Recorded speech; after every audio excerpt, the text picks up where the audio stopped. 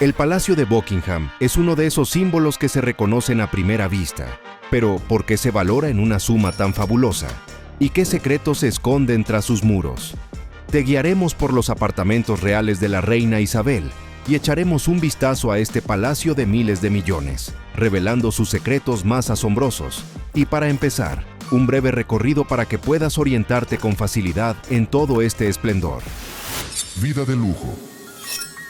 Palacio de Buckingham. ¿Quién, dónde y cuándo? El Palacio de Buckingham es la residencia oficial en Londres y la sede administrativa del monarca británico. La historia del lugar se remonta al siglo XVII. En su día fue una llanura pantanosa del río Tyburn, que pasó de unos nobles propietarios a monasterios. En el año 1703, John Sheffield, primer duque de Buckingham y Normanby, levanta aquí una gran casa urbana, la Buckingham House. En 1761, el rey Jorge III compra la Buckingham House para su esposa, la reina Carlota, y sus hijos, y la reforma. La casa empieza a llamarse Queen's House. Es ante todo una residencia privada y un lugar para recepciones mundanas. En 1820, Jorge IV hereda la casa y decide convertirla en un auténtico palacio. Y en 1837, la reina Victoria se convierte en la primera monarca que hace del Palacio de Buckingham su residencia oficial. Pronto, sin embargo, se le queda pequeño. Por su orden se añade un ala nueva a lo largo de la fachada del jardín, y el Marble Arch se traslada a Hyde Park, sustituyéndolo por nuevas puertas. Victoria introduce comodidades ultramodernas para la época, iluminación de gas, inodoros con descarga y timbres eléctricos. Desde entonces, el palacio es el decorado y el escenario de multitud de ceremonias históricas. Hoy cuenta con 775 estancias, 19 salas de estado, 52 dormitorios reales y de huéspedes, 188 habitaciones para el personal, 78 cuartos de baño y 92 oficinas. Aquí hay salón de baile, capilla, sala de cine, piscina y, sí, así es, una oficina de correos. Y el jardín del Palacio de Buckingham es el mayor jardín privado de Londres. Y otro trazo para el retrato del lujo. El valor estimado de esta maravilla ronda los 5.000 millones de dólares. Cada año, desde finales de julio hasta octubre, las State Rooms, las salas de estado donde se celebran ceremonias oficiales, abren sus puertas al público. Y ahora, pasemos al interior, a los secretos más sorprendentes y a las cosas más valiosas que poseyó Su Majestad, la reina Isabel II. El Blue Mauritius, de 2 peniques. El sello más deseado en el palacio, se conserva la colección filatélica real, una de las más valiosas del mundo. Su corazón es el legendario Blue Mauritius, de 2 peniques, también llamado Twopenny Blue o Tuppy Blue. El sello fue emitido por la colonia británica de Mauricio en septiembre de 1847, al mismo tiempo que el sello de 1 penique, de color naranja rojizo. En las primeras emisiones figuraba la inscripción Post Office. Posteriormente se cambió por Postpaid. El azul, de 2 peniques, forma parte de la colección real que pasó a la reina Isabel II. Se conserva en una sala especial del palacio. La imagen es el perfil de la reina Victoria. El grabador Joseph Osmond Barnard se inspiró en los sellos británicos de la época, pero dio al dibujo un carácter deliberadamente primitivo. De una sola plancha de impresión, se hicieron 500 ejemplares de cada valor. Muchos se usaron para enviar invitaciones al baile de la esposa del gobernador de Mauricio, de ahí la rareza de los ejemplares conservados. Hoy quedan poquísimos ejemplares, apenas unas decenas, y por eso baten récords en subastas. Ya en 1904, el rey Jorge V compró un Post Office azul sin matasellar por 1.450 libras. A precios de 2021, eso equivale aproximadamente a 170.000 libras. En 2011, uno de los ejemplares se vendió por alrededor de $1.700.000, aproximadamente entre $1.200.000 y $1.300.000 euros de entonces. En total, en el mundo quedan 26 sellos de Mauricio, 14 de 1 penique y 12 de 2 peniques. La valoración del Mauricio azul del palacio llega hasta $2 millones, y toda la colección filatélica real supera los 100 millones de libras. Es una obra maestra en miniatura y un fragmento tangible de la historia colonial de Mauricio. La colección no está abierta a exhibición permanente, pero piezas concretas se muestran periódicamente en exposiciones y se prestan a museos. El huevo de mosaico de Fabergé, una novela joyera sobre una dinastía. En la colección de la reina Isabel había más de 600 piezas de Fabergé, y una de las más célebres es El huevo de mosaico, 1914. Es obra de Peter Carl Fabergé, por encargo del emperador Nicolás II, un regalo pascual para su esposa, la emperatriz Alejandra Fiodorovna. El último huevo que la pareja imperial recibió antes de la Guerra Mundial y la Revolución, y por eso simbólico en sí mismo. La caja, de platino y oro, está dividida en 5 paneles ovales, ceñidos por cinturones de diamantes y oro. En los paneles, un bordado joyero de minúsculos mosaicos, diamantes, zafiros, rubíes, esmeraldas, topacios y granates. La parte superior la corona una piedra de luna con el año 1914 y las iniciales de la emperatriz en ruso. El gran secreto está dentro, un marco en miniatura de oro con retratos en relieve de los hijos imperiales: Olga, Tatiana, María, Anastasia y Alexei. El marco está esmaltado en técnica grisalla, delicadísimos tonos grises que crean una profundidad fotográfica. Descansa sobre una base de oro en forma de corona y se fija con diminutas presillas. El huevo sobrevivió a los trastornos revolucionarios. En 1917 lo confiscaron los bolcheviques, después lo vendieron a través del Organismo de Antigüedades ORUSO. En 1933, Jorge V y la reina María lo adquirieron por solo 250 libras, y desde entonces el huevo está en la colección real. En 1952 pasó a Isabel II y se ha exhibido al público, incluso en el verano de 2011, en una muestra de las piezas Fabergé reales. El huevo de mosaico es una micromosaico joyera de nivel alta costura, una pieza de estatus, de historia y de una finura artística incalculable. Colección de arte: 1 millón de objetos de lujo. La Queen's Gallery en el Palacio de Buckingham es la parte visible del iceberg de la mayor colección privada del mundo. Alrededor de 1 millón de objetos. Son 7.000 pinturas, más de 150.000 obras sobre papel, incluyendo 30.000 acuarelas y dibujos, en torno a 450.000 fotografías, y además, aproximadamente 700.000 objetos de artes decorativas y aplicadas, muebles, porcelanas y tejidos, carruajes, armas, joyas, relojes, instrumentos musicales, servicios de mesa, objetos botánicos, manuscritos, libros, escultura. La lista es interminable. El origen se remonta a Enrique VII, pero la colección despega realmente con Carlos Prí, Van Dyck, Rubens, Tiziano, Mantegna. Tras la ejecución del rey en 1649, la colección se vendió. Parte de los maestros acabaron en Francia y España. Con la restauración, Carlos II recuperó lienzos perdidos y amplió los fondos, incluidos obsequios de los Países Bajos. Después, cada monarca añadió lo suyo. Isabel II sostuvo la colección también con arte contemporáneo, de Andy Warhol y Anish Kapoor, a Lucian Freud y David Hockney. Dentro hay más de 50 Canaletto, un rarísimo Vermeer, destacados Rembrandt y más de 30 dibujos de Leonardo da Vinci. Es imposible fijar un precio de mercado exacto. La colección está fuera de comercio, pero los expertos hablan con cautela de un rango en decenas de miles de millones. La escala, la calidad, la rareza y la relevancia histórica hacen lo suyo. Alrededor de 3.000 piezas están en préstamos museísticos permanentes por todo el mundo y muchas participan en exposiciones temporales. Cuento de joyas. De la corona imperial del Estado a los broches, Isabel II reunió un impresionante guardarropa joyero, coronas, tiaras, collares y cientos de joyas menores, unas heredadas, otras regaladas por soberanos y diplomáticos, y otras encargadas a las mejores casas. El icono principal es la corona imperial del Estado, símbolo del poder monárquico. Su versión actual fue creada en 1937. El nuevo monarca se la pone por primera vez en la procesión posterior a la coronación.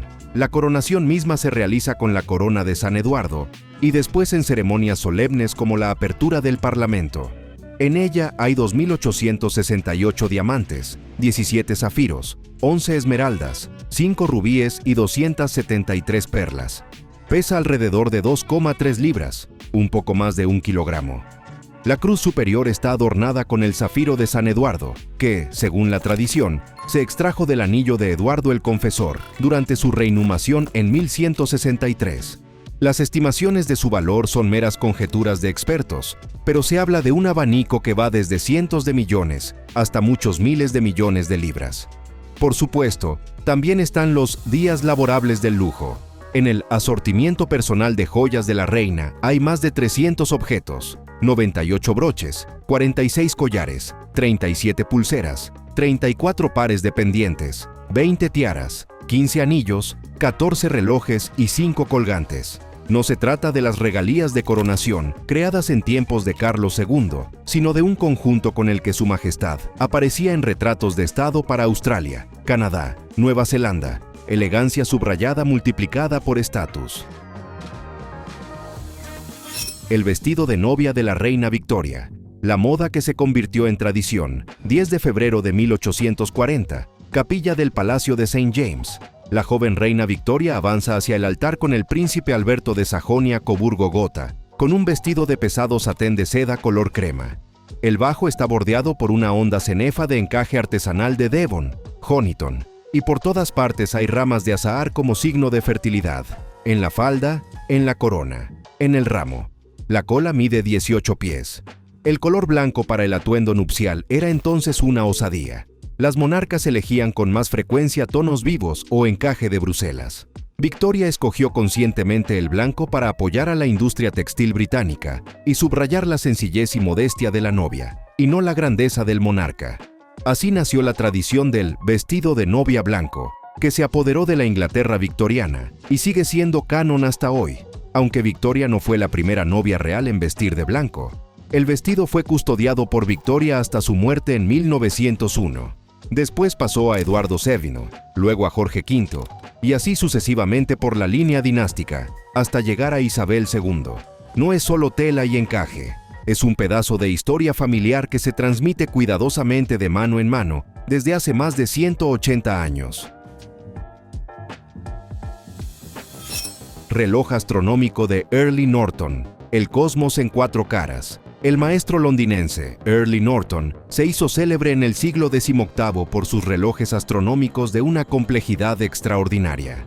En 1765, crea para Jorge III una de sus obras maestras, un reloj que hoy puede verse en la biblioteca del Palacio de Buckingham, dentro del Royal Collection Trust. Caja de caoba, esferas de plata y esmalte, tren de rodaje con fusée de seguridad de 3 vías, escape de áncora de joya, inusual horquilla desplazada del péndulo. En suma, técnica de máxima categoría. El reloj tiene 4 lados, cada uno un cosmos propio. Cara frontal, esfera de 24 horas que muestra la hora solar media y la verdadera. En un paisaje pintado, se mueve el sol. Una esfera menor aparte da simultáneamente la hora en 30 puntos del mundo respecto a Greenwich. La aguja horaria da una vuelta en un día, la minutera en una hora, adelantándose o atrasándose respecto a la ecuación del tiempo, según la fecha. El paisaje asciende en invierno y desciende en verano, de modo que amaneceres y atardeceres coinciden con la estación real. Un semicírculo superior fija la fecha y el mes. Cara izquierda, un gran disco calendario giratorio y 3 esferas pequeñas. Día de la semana, arriba a la derecha, mes, en el centro, y el órgano de regulación de la marcha, a la izquierda. Desde aquí, la transmisión, a través de un sistema de engranajes, lleva el movimiento al panel posterior. Cara posterior, fases y edad de la luna, así como mareas y bajamares para los estuarios. Las muestra una ola plateada que sube y baja guiada por un complejo diapasón del mecanismo. La luna es un globo volumétrico en un arco. Cara derecha, un mini planetario, un horary copernicano con la posición de los planetas en sus órbitas. No es solo un reloj, sino un universo de gabinete en el que el tiempo y la astronomía convergen en un único objeto. 200 bolsos. Launer. No solo accesorio, también lenguaje de gestos. La imagen de Isabel II es impensable sin su inseparable bolso de Launer London. La marca de Sam Launer existe desde 1940. Obtuvo el Royal Warrant en 1968 y el primer bolso Launer lo recibió la futura reina de su madre en la década de 1950. y se convirtió en clienta fiel de la casa. Encargaba los bolsos a través del principal asesor de vestuario, Angela Kelly, eligiendo modelos y tonos para sus conjuntos. Los modelos favoritos, Royal y Traviata. Los precios orientativos rondan los $2,242 y los $2,550, respectivamente. Asas largas, para no arrugar los guantes. Forros de seda, a tono, con el atuendo. Bolsillos adicionales, todo según sus costumbres. Los colores variaban, pero el charol negro era el más frecuente. Fabricar un bolso lleva unas 8 horas. El bolso era también un lenguaje de protocolo. Lo pone sobre la mesa. Significa que en 5 minutos hay que terminar la conversación. Lo deja caer al suelo. Señala al ayudante para rescatar a la dueña de una charla incómoda. ¿Y qué había dentro? La reina no revelaba el secreto.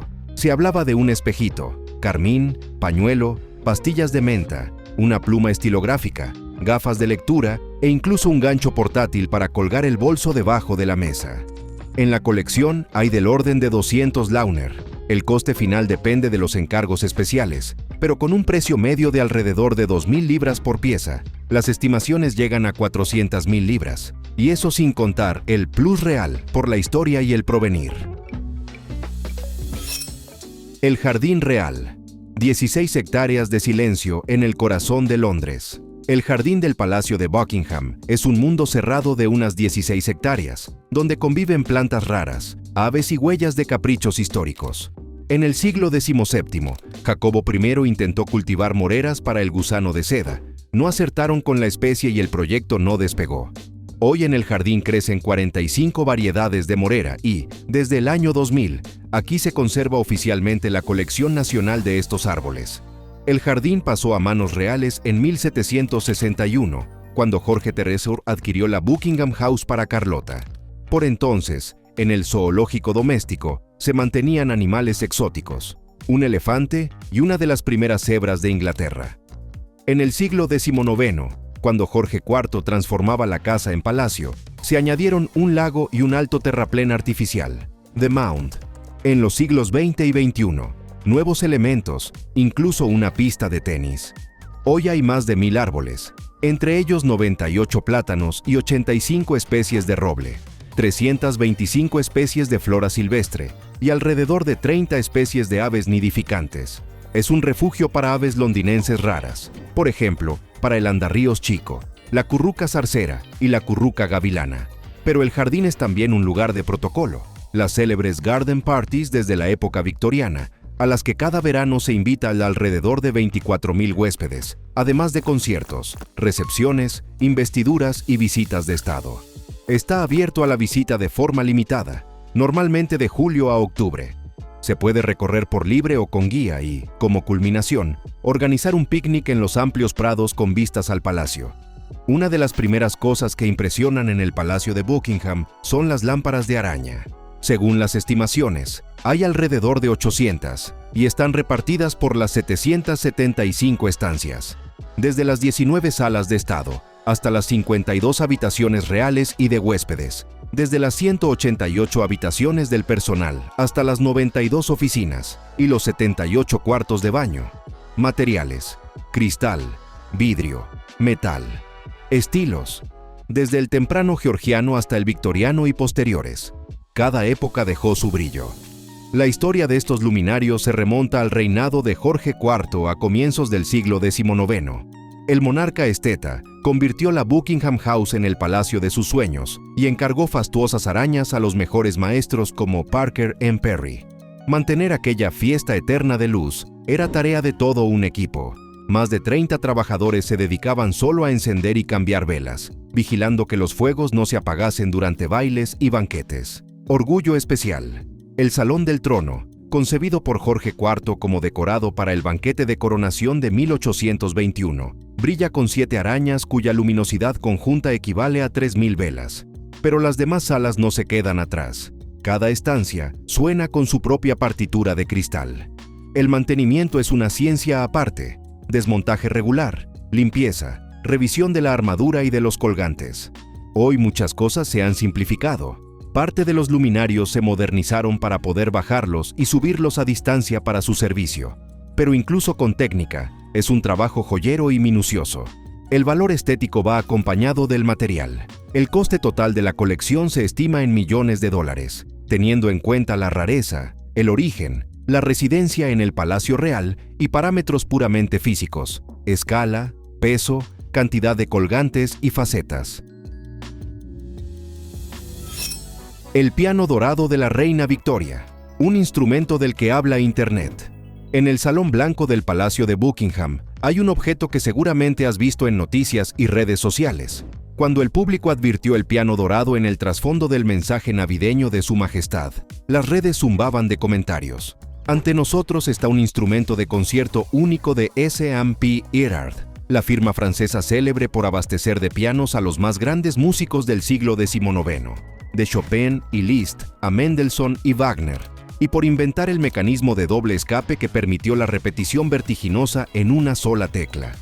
El piano se fabricó para la Reina Victoria en 1856. La música era una pasión familiar. Victoria y el príncipe Alberto tocaban a menudo a 4 manos, y por la casa pasaban compositores y virtuosos. La caja es de caoba, madera satinada y pino, apliques de bronce y dorado con pan de oro. El estuche está pintado por el miniaturista François-Théodore Rochard. En los paneles hay singeries, traviesos monitos y amorcillos con instrumentos, una pintura de la que es imposible apartar la mirada. Fijar un precio exacto es difícil. El ejemplar es único, con un poderoso provenir y una capa artística notable. Compararlo con pianos de Erard cercanos en el tiempo ofrece un horizonte de 138,000 libras, aproximadamente $175,000. Pero esa cifra no tiene en cuenta ni la pintura artística, ni el dorado, ni la historia real. El valor efectivo puede ser sustancialmente mayor. No es solo un instrumento, es un escaparate del gusto de una época y de la memoria familiar. Los Corgi reales, una raza pequeña con una gran historia. El Pembroke Welsh Corgi es la tarjeta de presentación de Isabel II.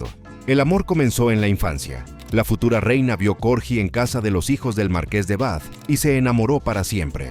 Desde 1933 hasta 2018, siempre vivió al menos un Corgi en palacio, y desde su ascenso al trono hasta su fallecimiento, Su Majestad tuvo más de 30 perros de esta raza. El primer Corgi oficial de la familia fue Duki, al que llevó a casa el rey Jorge VI. En las fotos del álbum familiar aparece la princesa Isabel, de 10 años, con Duki y otra favorita llamada Jane en Balmoral. Durante la guerra, Duki murió y Jane falleció trágicamente atropellada en 1944. Ese mismo año, por su mayoría de edad, Isabel recibió su primer perro propio, una corgi llamada Susan, registrada como Hika Thrift Pipa, pero para todos, Susan. El vínculo fue tan estrecho que Susan acompañó a la princesa en su viaje de novios, escondida bajo las mantas en el carruaje real. Más tarde, Su Majestad estableció su propio criadero en Windsor. Los cachorros llevaban el prefijo Windsor y la matriarca de la dinastía fue la propia Susan. Los corgi acompañaban a la reina en viajes oficiales, vivían en distintas residencias, recibían a invitados y tenían incluso una sala de corgi, aparte en el Palacio de Buckingham. Alimentación, salud, peluquería, todo con horario y control veterinario, cestas personales, cuencos aprobados, rutina ejemplar. Los corgi se volvieron estrellas mundiales, portadas de revistas, sellos, monedas, televisión y, por supuesto, su triunfal cameo en la ceremonia de apertura de los Juegos Olímpicos de 2012 en Londres, donde a la reina la acompañaban sus perros y el mismísimo James Bond. Al momento de la partida de Su Majestad, con ella quedaban 2 corgi, un Cocker Spaniel y un Dorgi, una raza mixta de corgi con tekel. Perros pequeños, una parte enorme de la leyenda real. Hemos paseado por un mundo de lujo donde cada objeto es una historia, desde las cascadas de cristal y el piano dorado hasta los favoritos de la reina que conquistaron el planeta. ¿Y qué de estos tesoros históricos del Palacio de Buckingham, valorado en 5,000 millones, te impresionó más? Escríbelo en los comentarios. Nos intriga saber qué te tocó a ti. Y si quieres más brillo real y datos insólitos, elige uno de los videos en pantalla. Hay muchos diamantes raros para tu disfrute.